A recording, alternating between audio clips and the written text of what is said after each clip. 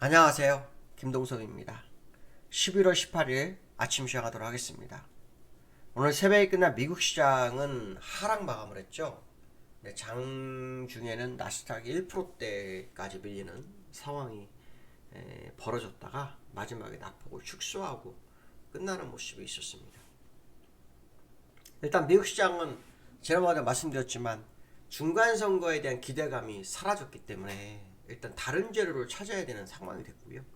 그 상황 속에서 지금 시장에 대두되는 것 중에 하나는 뭐냐면 금리에 대한 부분이죠. 여전히 뭐 인플레이션이 미국 시장은 높기 때문에 아무리 완화됐어도 7%대잖아요. 굉장히 높은 거거든요. 결국 뭐 그로 인해 주가가 올랐지만 사실은 2%까지가 연준의 목표이기 때문에 아직도 먼 길을 가야 되는 부분이 있죠. 그 와중에 이제 어저께 메리데일 같은 사람들이죠.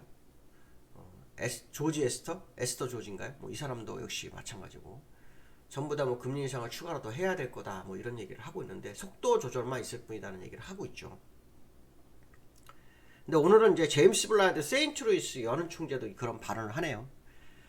그도 뭐냐면 현 금리 수준이 제약적이지 않다.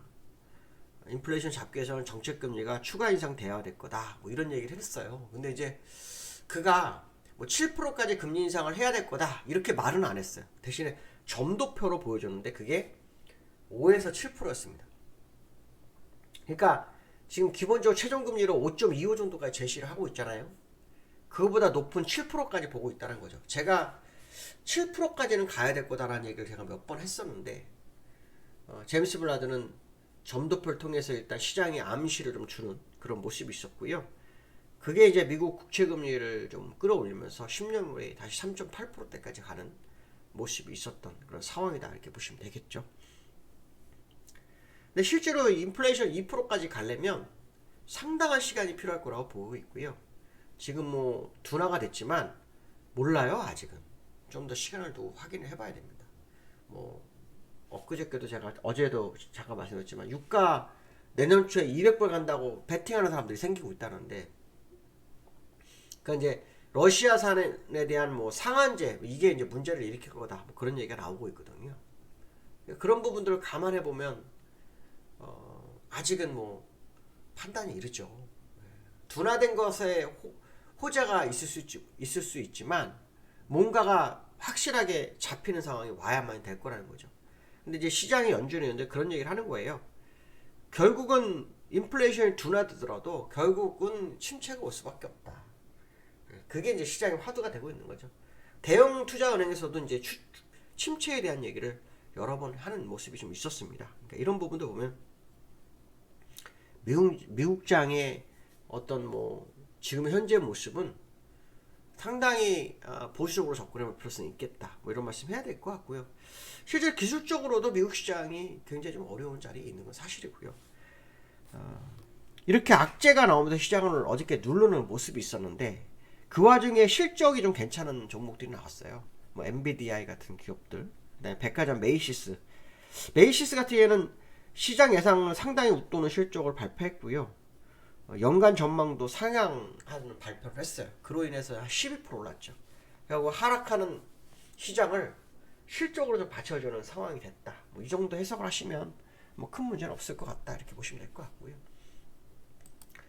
시장의 모습을 보면 다우는 0.2% 그렇죠? 0.02% 0.2%가 0.02%입니다. 나스닥은 0.35% 하락하는 모습이었고요. 기술적으로 한번 다우를 먼저 보면 양봉이 나왔네요. 그렇죠? 양봉이 나왔는데 장중에 0.94%까지 빠졌었네요. 0.94% 빠졌다가 플러스 갔다가 다시 마이너스로 끝나는 상황이었고요. 이게 목표치가 주가가 이렇게 올라가는 우상향 목표치에서 이제 이격 벌리기를 하는 과정인지 아니면 이제 떨어지기 위한 과정인지를 좀 더 지켜봐야 되겠죠. 나스닥 같은 경우에는 개파락 있었네요. 개파락 있었다 이제 갭을 메워주는 모습이었는데 장중한테 마이너스 1.59% 정도 빠졌었고요.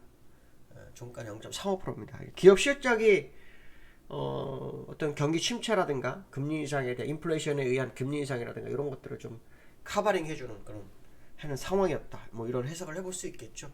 그렇지만 이 나스닥은 다우에 비해서 계속 횡보하는 모습이 있죠. 더 가지 못하고 계속 횡보하는 모습이 특징이다. 뭐 이런 해석을 해보실 필요성이 있고요. 두 번째로는 지난번에 시장에서 환율이 일주일 만에 100원이 빠지면서 시장에서 이제 환율이 안정됐구나 해가지고 환율에 대해서 뭐 1200원대 보겠다 뭐 이런 얘기가 나왔었거든요. 근데 지금 1300원대 중반에 다시 올랐어요. 여기환율에서 1349원까지 가는 그런 상황이던데요. 그때 일주일 동안 시장의 모습의 특징 하나는 뭐였냐면 여기환율은 올라가는데 본장이 빠지는 이런 상황이었고요. 지금은 여기환율이 여기환율에 비해서 본장이 굉장히 강한 흐름 뭐 이렇게 보이고 있는데요. 환율은 아무래도 미국이 이제 금리 인상, 추가 금리 인상에 대한 그 부분이 자극을 하는 것으로 좀 보이고 있고요. 그로 인한 어떤 뭐 환율의 움직임이 계속 진행되는 거 아니냐 이렇게 봐야 되는데요. 오늘 본장에서 1350원을 돌파 시도하는지를 한번 볼 필요성이 있죠. 어저께도 쭉 올라가는 그런 모습이 있었는데요. 어저께 환율이 1339원에 끝났고 여기에 42원에 끝났거든요. 장중에 1345원이었었는데 오늘 1350원을 향해서 가는지 봐야 되겠죠.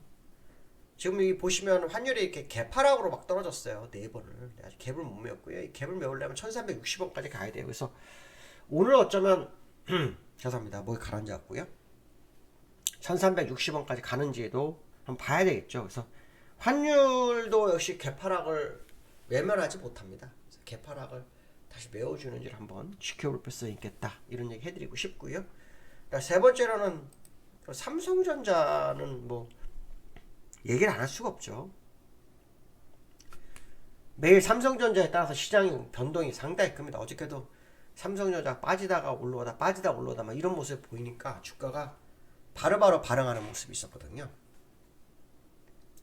그런데 어저께 삼성전자가 외국인이 매도를 하면서 2%대 하락을 보입니다. 그래서 이제 혹시 외국인들이 매도를 하는 과정일까? 뭐 이런 생각을 해볼 수 있겠죠.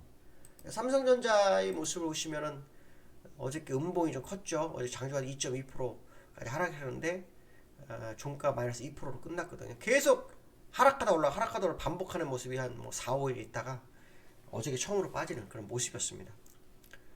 그래서 일단 요번 요 갭을 메워주는 상황이 됐죠. 얼마 전에 그 생겼던 갭이 10일날 생긴 갭이 있었어요. 요걸 좀 메워주면서 끝나는 모습인데요. 수급적으로 보면 삼성전자의 수급이요. 어저께 180만 주 팔았는데 요 근래 며칠 전부터요. 퐁당퐁당 매매가 나와요. 항상 이 외국인들은 삼성전자를 살 때와 팔 때의 변화가 올 때 요런 모습이 있어요. 퐁당퐁당. 그때는 좀 조심해야 되거든요. 근데 이번에도 이틀 동안 170만 주 사놓고 하루 만에 180만 팔아고요. 그죠? 390만 샀다 200만 사고요. 또 20만 주 팔고 막 이렇게 그냥 반복하고 있잖아요. 일주일째 그 모습을 보이고 있다는 것은 방향성에 대한 부분을 고민을 하고 있는 상황이라는 해석이 될 수도 있죠. 특히 그 TSMC 버핏이 우리나라 삼성전자를 안 사고 TSMC를 사는 바람에 이 지난번 TSMC에서 뭐 지정적 리스크로 인해서 나온 자본금에서 돌아갈 수밖에 없는 상황이 될 수도 있거든요. 그러니까 이런 상황이라 그런다면 삼성전자 외국인들 그동안 매수분이 이제 매도로 바뀔 수도 있지 않을까 생각을 해봐야 되겠죠. 만약에 이번에 버핏이 삼성전자 샀다면 와 우리나라 시장 엄청 많이 올라갈 수도 있었을지 모르겠다 생각도 들어요. 왜냐면 삼성전자가 요즘 막 변동성 한번 들어오면 4%도 뭐 너무 쉬운 종목기로 가버리거든요. 그러니까 뭐 재료가 없죠. 삼성전자도 재고가 지금 뭐 57조, 뭐 54조인가 57조 정도 되죠. 재고도 좀 상당히 많고 TSMC한테도 반도체 분야에서 좀 많이 조금 밀리는 상황이 좀 발생하고 그래서 약간 재료가 없었는데 그 재료가 또 TSMC로 가버리면서 삼성전자 외국인 매도가 부추기는 상황이 아닌가 뭐 이런 생각도 한번 해보셔야 되겠다 이런 말씀 해드리고 싶습니다. 자 오늘 여기까지 하겠습니다. 감사합니다.